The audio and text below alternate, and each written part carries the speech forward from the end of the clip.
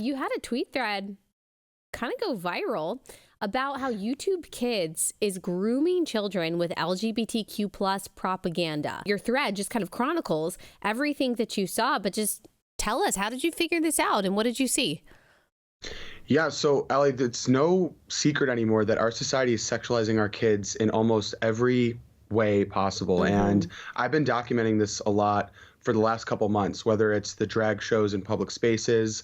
Recently I did a thread on how Spotify is making pornography available to children, even with their safe filters on. So I really knew that how pervasive this was, and I wanted to see how deep it went. So I went into YouTube Kids and I made an account for 9 to 12-year-olds, posing as a 9 to 12-year-old, and I was immediately bombarded with video after video about sexuality, gender, this LGBTQ programming, and even videos teaching children how to give consent.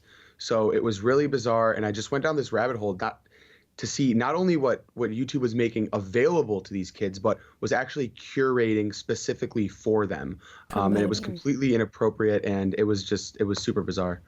Yeah, you show that so if you say that you're age 9 to 12, it says content recommended for kids ages 9 to 12. So again, you're not just talking about, okay, kids can look this up on YouTube Kids and they might stumble upon it if they're looking hard enough. No, this is actually what is primarily recommended to kids. And it's a video about being a gender non-conforming person. And then there are a couple of just like normal, I don't know, silly videos, math videos. There's a girl power dance tutorial. But then more of the recommended stuff is about queer kids. And so this is a little kid, a little boy who is dressed as a girl with makeup. That in of itself is weirdly perverted and sexualization of a child. Then they've got this Nickelodeon Pride advertisement with this very scary drag looking monster person, and then all kinds of videos basically telling kids that it's okay to not just be confused about your gender, but to hate who you are and to change your body and to change your identity based on those feelings. I mean, this is indoctrination for all the people that say that this is a trend that's just totally organic. No, this is actually being groomed and brought into children's minds via media, via school, all different kinds of avenues. 100%, and it's really predatory. The host of this Queer Kids Stuff show, Lindsay Amer, she did a TED Talk, and in this TED Talk, she says things like, I get all these questions of if it's okay to talk to children at these ages, even 3 to 4 and up, is what she says. And she says it's not confusing, that they have the capacity to understand this. But in that first video that you brought up, the kids meet a gender nonconforming person, in that video, the kids say exactly that they're confused when this non-binary person is, spouting off at them about what it means to be non-binary and blah, blah, blah. The kids literally say in the video, I am confused. This is a very confusing thing. And so there's something very predatory about taking the inquisitive, intuitive nature of a child and replacing it with this manufactured social justice-based wisdom.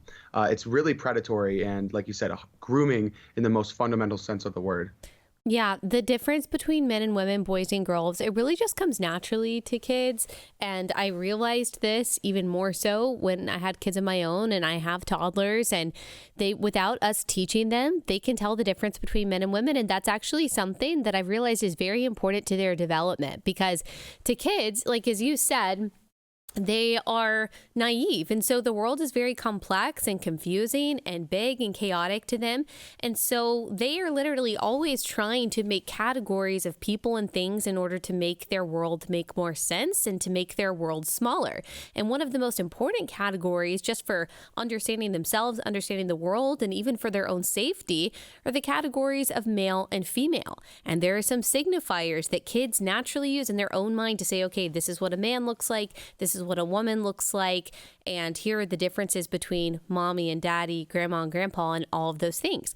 When you rob kids of those categories, you are not just sending them into confusion in this area, but I imagine that you're actually really hurting like their emotional development in a lot of ways and their understanding of their own bodies and all of life. I mean, I can't even imagine the mental health issues that this is going to cause long term in the kids in whom we are sowing so much confusion. Yeah, totally. You know, like you said, kids are like wet cement, right? What you put on them makes a very deep imprint. And every kid has a normal childhood because they have no frame of reference. They have no semblance of what is normal. And so when you put these things in front of them, and you strip them of their intuition of what they baseline, you know, feel and know is correct, you create a new normal. And that's why you're seeing, I think it's Gen Z, 1 in 5 of them identify as part of the LGBTQ community. Yeah. And so this isn't just a result of acceptance. This is a function of this indoctrination, of this grooming, and it's plain as day when you look at the numbers. And why would adults, especially like I'm looking at this Queer Kids YouTube channel where this woman is platforming this man who dresses up like a woman, who I guess is, I don't know, a drag queen or something. And the title of the video is "It's Okay to Be Gay." Tell me why adults like this want an audience of children. Like, why are they purposely seeking after little kids to talk about subjects involving genitalia and sexuality and sexual attraction? That in of itself is kind of a red flag to me as a parent. 100%. Well, they frame it as education or as entertainment, and it's the same thing that you see in public schools when they want to show pornographic things to children. Well, it's educational, it's entertaining. Or when you see the drag shows, it's entertaining, it's educational.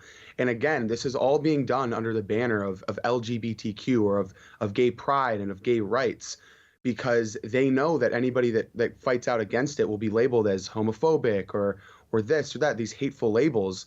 And it really goes deeper into this whole wave in America of tolerance and acceptance.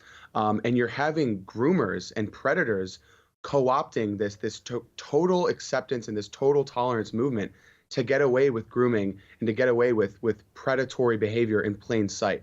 Because we've gotten so numb and we've gotten so, like I said, accepting of everything, that it's even including stuff like this. And it's predatory. Yeah. One thing that you see this group push so hard, and it sounds so innocuous and it sounds even virtuous, is consent. Consent. And of course, we want people to understand that sex one day when you're adult needs to be consensual. And of course, that is an aspect of understanding safety and understanding morality. But you asked the question, like, what exactly are they teaching 9-year-olds to consent to? Because no matter if a 9-year-old says yes to some kind of advance by a predator, that consent does not count. So I've always thought that this consent-based morality is really flimsy, because if consent is a simple yes, then what is stopping these predators from saying, well, a child is technically consenting to something and so it was fine? Like, we've got to have other moral boundaries in addition to consent to decide what's right and wrong. And so I do think that this is weird, that this is such a big subject that they are pushing on little 9-year-old kids. And I think your question is good. What exactly are you teaching them to consent to? Yeah, exactly. Well, like I said before, they're doing this under the guise of education, and they want to teach kids that you can say yes or no to playing with someone's toy or trading your lunch. But this is deeper, and it goes into the big P word, and it's predatory. But you know, they're trying to run these two ideas concurrently, and you see this with the children transition surgeries. You're seeing this with the queer literature in school. One idea is that children have sexuality, and the other one is that they have agency and they can give consent.